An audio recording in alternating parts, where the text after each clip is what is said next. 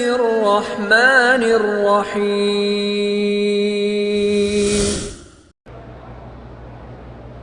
اور اب درس کے بارے میں آج کا جو درس ہے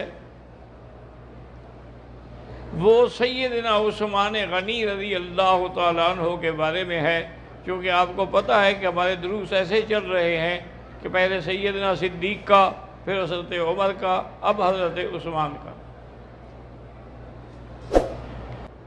میں قصہ ہے سیدنا عثمان غنی رضی اللہ تعالیٰ عنہ کا عرض کر رہا تھا کہ آپ شام میں تھے،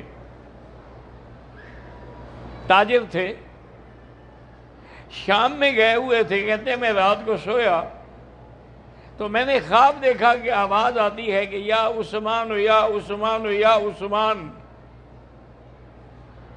ذل جمال والشان۔ میں پریشان، یہ کیا ہے؟ مجھے تو کوئی سمجھ نہیں آئی۔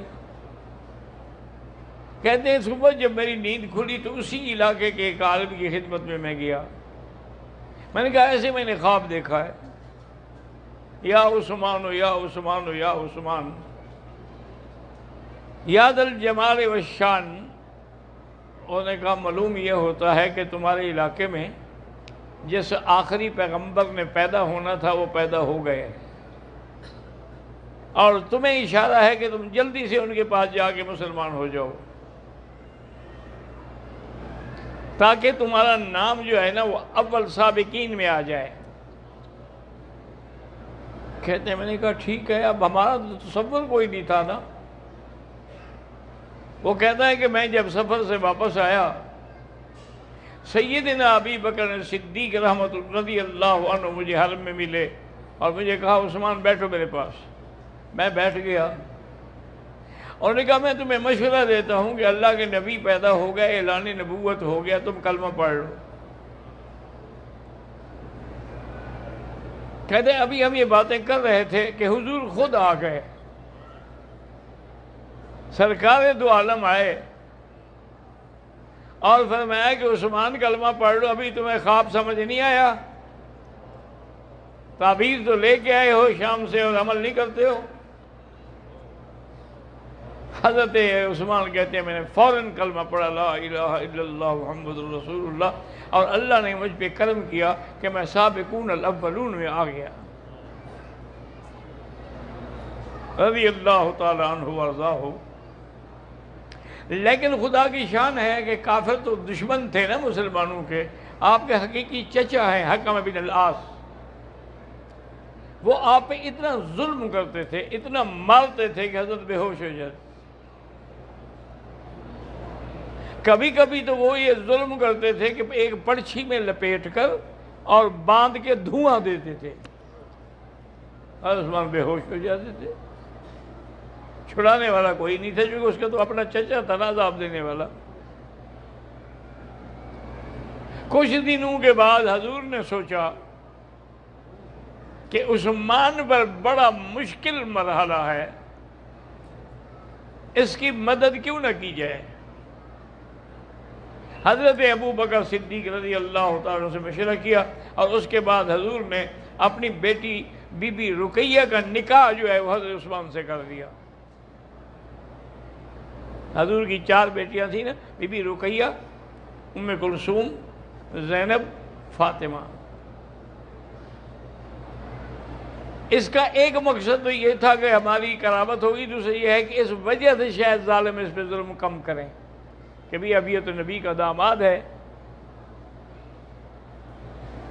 وہ کہتی ہیں کہ لیکن وہ لوگ جو تھے دشمنی سے بعد نہ آئے، تو حبشے کے علاقے کا جو حاکم تھا وہ تھا تو نصرانی، لیکن تھا بڑا عادل اور منصف مزاج، کسی پر ناجائز ظلم نہ کرتا تھا نہ کرنے دیتا تھا۔ تو 12 آدمیوں نے چھپ کر پروگرام بنایا، اس میں حضرت عثمان اور آپ کی بیوی بھی شامل تھی کہ ہجرت کر گئے حبشے کی طرف۔ اسی لیے میرے آقا نے فرمایا کہ حضرت ابراہیم اور حضرت لوط علیہ السلام نے ہجرت کی تھی، آج اس دور میں یہ پہلا شخص ہے عثمان جو اپنی بیوی کے ساتھ ہجرت کر رہا ہے۔ 3 مہینے گزرے کہ کسی نے خبر اڑا دی کہ مکے والے جو ہیں مشرکین وہ سب کے سب مسلمان ہو گئے ہیں۔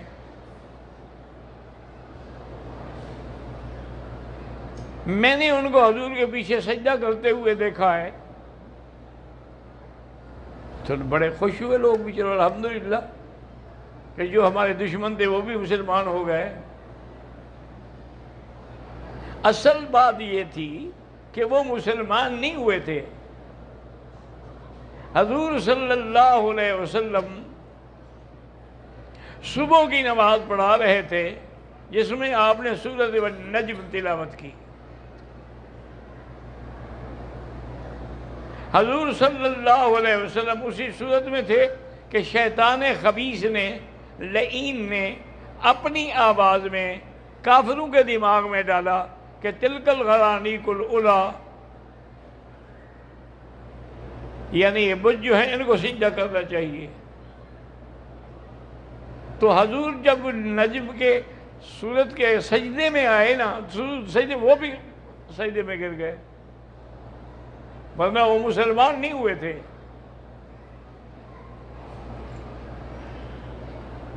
یہ خبر اڑتے اڑتے شام وہاں پہنچی حبشے میں کہ وہ مکے والے سارے مسلمان ہو گئے، تو وہ 12 آدمی واپس آ گئے۔ آگے آئے تو دیکھا کہ وہ تو مسلمان نہیں ہے بلکہ ظلم پہلے سے زیادہ بڑھ گیا ہے۔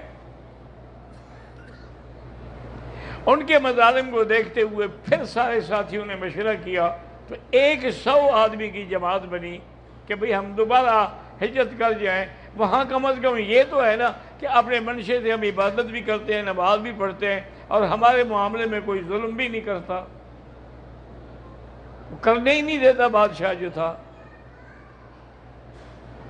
پھر 100 آدمی جب روانہ ہوئے، ان میں بھی حضرت عثمان اور آپ کی بیوی ساتھ تھے۔ اسی لیے علماء کرام نے ان کو لقب دیا ہے ذو الہجرتین، 2 دفعہ ہجرت کی نا، جیسے آپ کا لقب ہے ذی النورین۔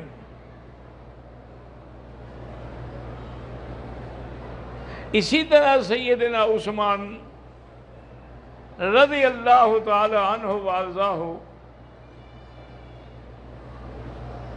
مقام حدیبیہ پر جب کافروں نے میرے آقا کو روک دیا کہ جی ہم آپ کو عمرہ نہیں کرنے دیں گے،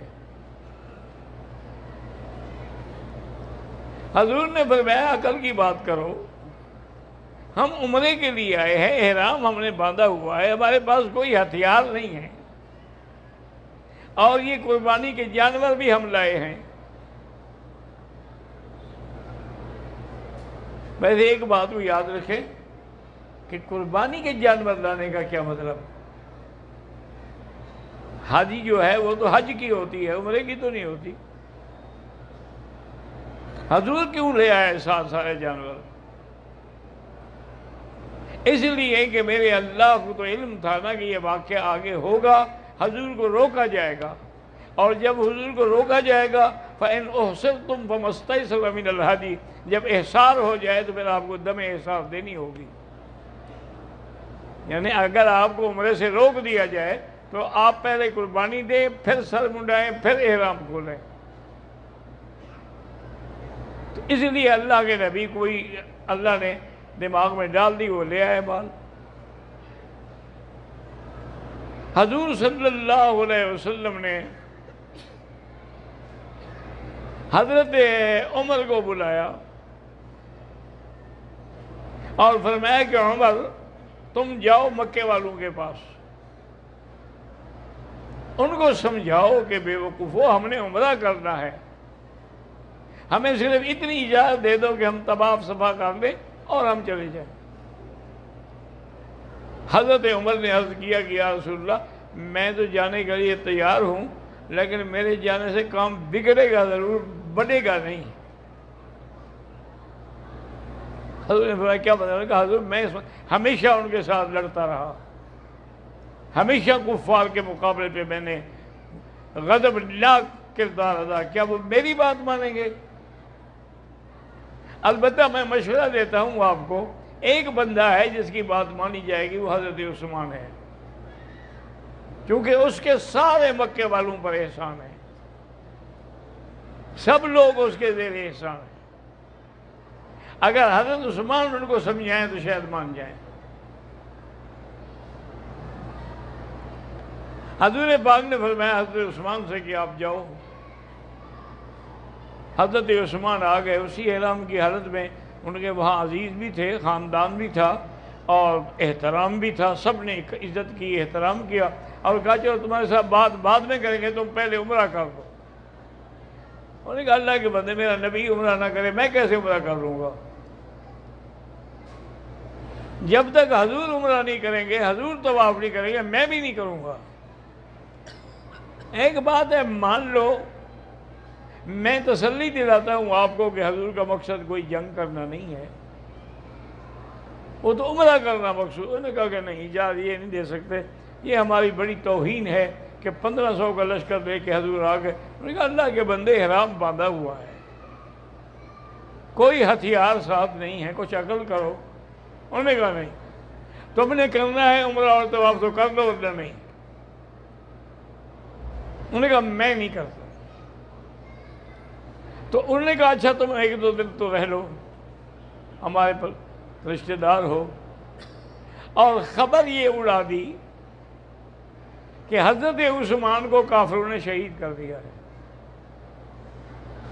حضور صلی اللہ علیہ وسلم کو یہ خبر پہنچی تو آپ جلال میں آ گئے، اور آپ اس درخت کے نیچے آگے بیٹھ گئے اور فرمایا آؤ بایعونی علی الموت، آؤ ہم اس وقت تک لڑیں گے جب تک کہ ہمیں موت آ جائے، ہم حضرت عثمان کا بدلہ لیں گے۔ سب صحابہ بیعت کر رہے ہیں، وہ تو چاہتے تھے کہ بھئی ہم عمرہ کریں، عمرہ نہیں کرنے دیتے تو ہم جنگ لڑیں، ہم بزدل بن کے واپس کیوں جائیں۔ سب آپ کے ہاتھ میں بیعت کر رہے ہیں۔ اسی دوران میں میرے آقا نے ارشاد فرمایا کہ میرے دل کہتا ہے کہ عثمان شہید نہیں ہوا، یہ خبر اڑائی گئی ہے۔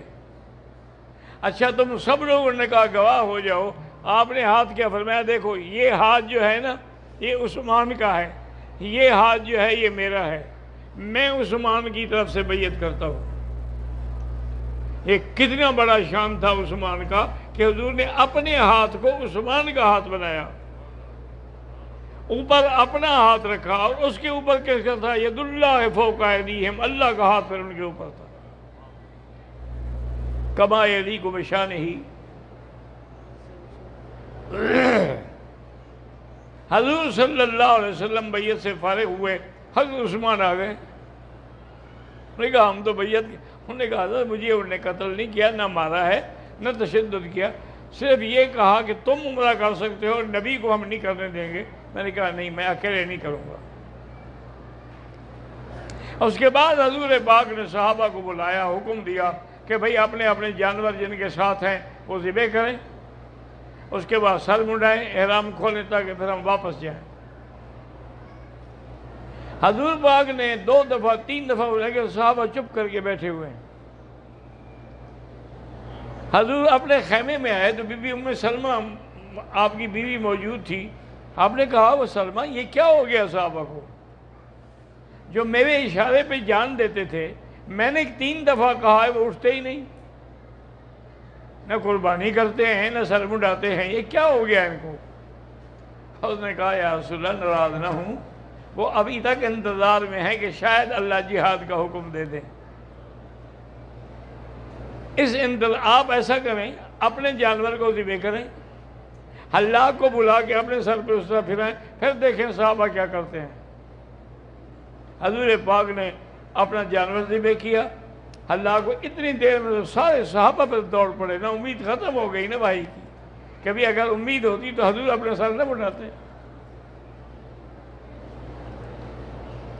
حضور صلی اللہ علیہ وسلم، یہ وہی جگہ ہے، وہی درخت تھا جس کے بارے میں اللہ نے قرآن میں یہ آیت نازل کی، لَقَدْ رَضِيَ اللَّهُ عَنِ الْمُؤْمِنِينَ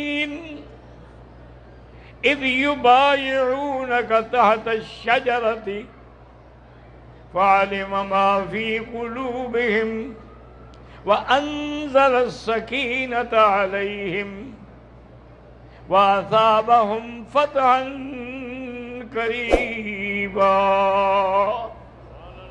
تو آج تک حضرت عثمان کی اس یاد کو اللہ نے قرآن میں ذکر کر دیا کہ قیامت تک یہ آیت جو ہے وہ پڑھی جائے گی۔ زندگی انشاءاللہ تو بات باقی۔